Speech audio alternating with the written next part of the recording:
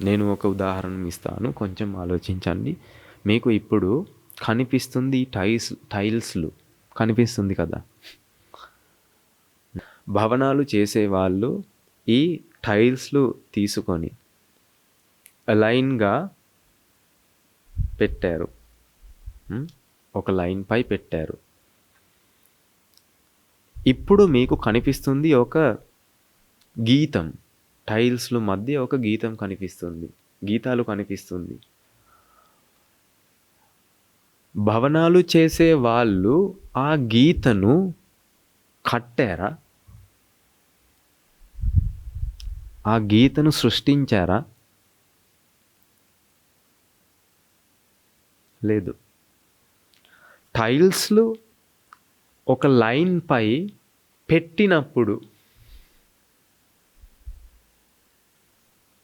మధ్యలో ఉన్న గీతం నిర్మించబడింది.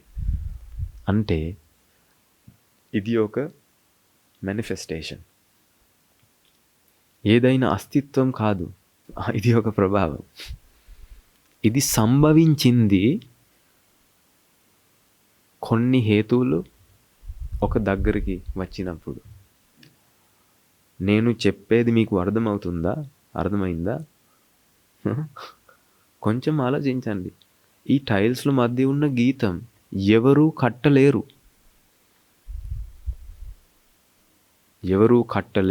ఎవరూ కట్టలేదు. ఇది నిర్మించబడింది, ఇది సంభవించింది.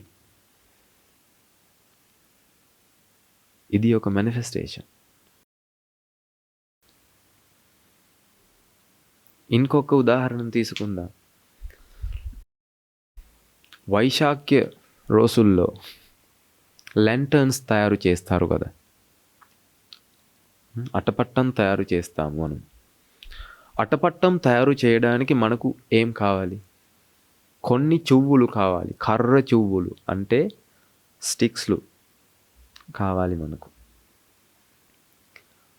ఎన్ని స్టిక్స్లు కావాలి మనకు? 24 స్టిక్స్లు కావాలి. 24 స్టిక్స్లు తీసుకొని మనం కోణంలో ఒక పెట్టి వాటి కోణంలో ఒకపై ఒక పెట్టి కడతాము మనం. అలాగే స్క్యాస్లు తయారు చేసి 6 స్క్యాస్లు తయారు చేసి వాటి కోణంలో ఒకపై ఒక పెట్టి కట్టించినప్పుడు మనకు ఏం కనిపిస్తుంది? ఒక అటపట్టం కనిపిస్తుంది. మనము తయారు చేసేవి స్క్వేర్స్లు, చతురస్రాలు మనం తయారు చేసేవి కదా. కానీ చివరికి మాకు కనిపిస్తుంది ట్రయాంగిల్స్లు కూడా. ట్రయాంగిల్స్లు ఎవరు తయారు చేశారు? ఎవరూ లేరు. ఎవరూ ట్రయాంగిల్స్లు తయారు చేయలేదు. కానీ ఇప్పుడు మనకు కనిపిస్తుంది. ఎందుకంటే ఆ ట్రయాంగిల్స్లు ఒక ప్రభావం. ఇది ఒక ప్రభావం. ఇది ఒక స్థిరమైన విషయం కాదు, ఇది ఒక ప్రభావం. అందుకే మనకు అలాగే ట్రయాంగిల్స్లు కూడా కనిపిస్తున్నాయి. మనం తయారు చేసేవి స్కేల్స్లు, దానిలో నిజంగా స్కేల్స్లు మాత్రమే ఉన్నాయి. మనం అలా చెప్తే కొంచెం ఆలోచించండి. స్కేల్స్లు మాత్రమే, చతురస్రాలు మాత్రమే ఉన్నాయి వాటిలో. కానీ ట్రయాంగిల్స్లో కూడా మనకు కనిపిస్తుంది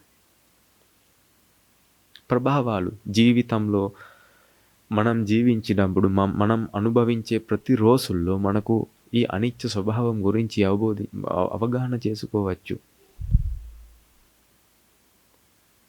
కదా. ఈ ప్రతి విషయం అనిత్య స్వభావం ద్వారా నిర్మించబడింది, సృష్టించింది. అందుకే మనం విమర్శనపూర్వకంగా జీవిస్తే ఈ జీవితం చాలా సులువుగా, చాలా తేలికగా ఈ ప్రపంచంలో ఉన్న సత్యాలు వెతకవచ్చు. అందుకే ఆనందం వెతకడం తప్ప సత్యం వెతకడానికి ప్రయత్నించండి. మన మనస్సుకు ముందు వస్తుంది ఆనందం ఎక్కడాలాగా కదా. ఆనందం ఎక్కడాలాగా మనకు ముందు వస్తుంది. కానీ మనం ధర్మంతో పాటు దాని గురించి ఇంకా కొంచెం ఆలోచిస్తే సత్యం మొదటి విషయంలాగా మార్చవచ్చు. మన మనస్సులో ఆనందం తప్ప సత్యం మొదటి విషయంలాగా మార్చవచ్చు. అందుకే అలా చేయడానికి ప్రయత్నించండి. ప్రయత్నించడం మాత్రమే మనం చేయవచ్చు.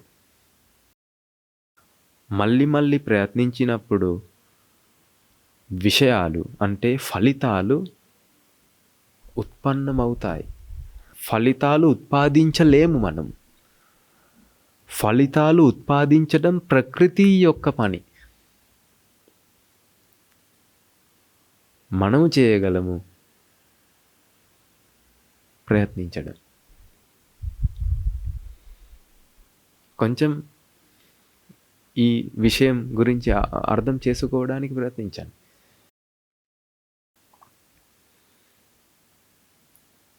ఈ మాటలు కూడా ప్రాసెస్ అయి వస్తున్నాయి. ఇది ఒక విశేషమైన విషయం కాదు, ఒక సంఘటన. గురువు గారు చెప్పారు కదా, ఆయన ప్రకారంగా మాట్లాడితే అన్ని విషయాలు ఒక సంఘటన లాగా ఉంది. ప్రతి విషయం ఒక సంఘటన లాగా ఉంది. ప్రతి విషయం ఒక సంఘటన. ఇప్పుడు మనకు అనిపిస్తుంది ఈ మైక్రోఫోన్ ఒక స్థిరమైన విషయం లాగా. కానీ ఇది ఒక సంఘటన.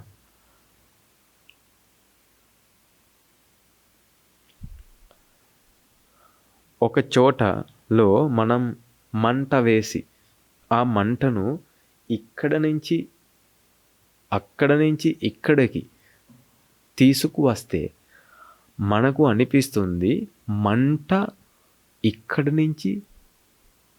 అక్కడి నుంచి ఇక్కడికి వచ్చిందిలాగా మనకు అనిపిస్తుంది కదా. ఒక చోటలో మంట వేసి ఆ మంటను తీసుకువస్తే మనకు అనిపిస్తుంది ఆ ఫ్లేమ్ ఇక్కడ నుంచి అక్కడికి, లేకపోతే అక్కడ నుంచి ఇక్కడికి వచ్చింది. అది నిజమా? అది నిజం కాదు. నిజానికి ఏం జరిగింది? ఇక్కడ లేకపోతే అక్కడ ఉన్న మంట అంటే ఒక సంఘటన.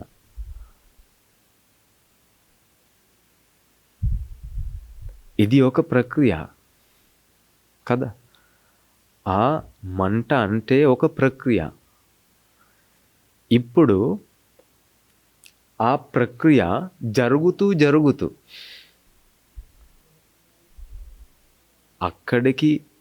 అక్కడికి రాలేదు. అక్కడ కూడా ఒక కొత్త ప్రక్రియ జరగడం మొదలైంది. అందుకే ఇక్కడ కూడా మంటలాగా ఒక విషయం మనకు కనిపిస్తుంది. కానీ ఆ విషయం అవగాహన చేసుకోవడానికి మన మనస్సు ఉంది. ఆ విషయం అనుభవించడానికి మనస్సు ఉంది. మనస్సులో అజ్ఞానం మరియు కోరిక ఉంది. అజ్ఞానం మరియు కోరిక ఉండటం వల్ల ఏదైనా అనుభవిస్తే అన్నీ స్థిరమైన విషయాలలాగా అనుభవిస్తుంది కదా. అందుకే జీవితంలో ఏదైనా సంతోషం లేదు. సంతోషం ఉన్నప్పుడు కూడా ఆ సంతోషంగా తీసుకోవడానికి సందర్భం మనసులో లేదు.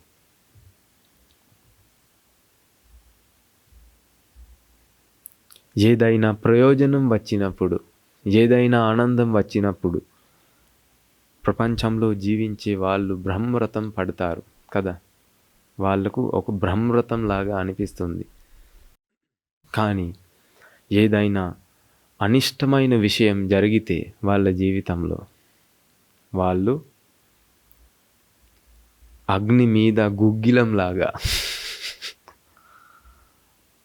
మీద గుగ్గిలంలాగా చాలా కోపంగా పనిచేస్తారు. సంతోషం ఒక అంతంలాగా వాళ్ళకు అనిపిస్తుంది. దుఃఖం కూడా అంతంలాగా అనిపిస్తుంది. ఈ 2 అంతంలో జీవిస్తూ మొత్తం జీవితం వృధా చేసి ఉన్నారు.